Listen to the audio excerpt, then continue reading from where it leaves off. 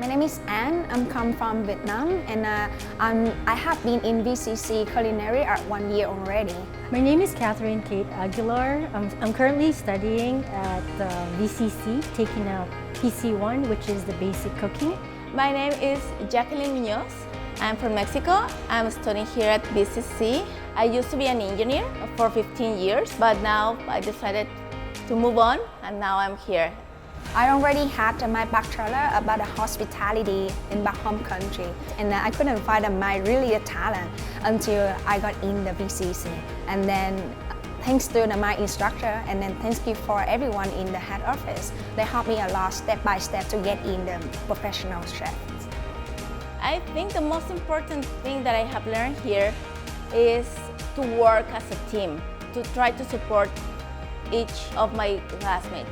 I would say I have a very good teammate because we've been 1 year already in the VCC, and every day event we always go together.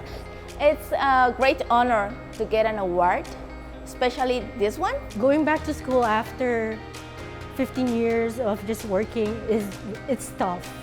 My parents feel happy knowing the fact that I've actually was chosen to have this award. I put a lot of hard work because I wanted to prove them that I can do this.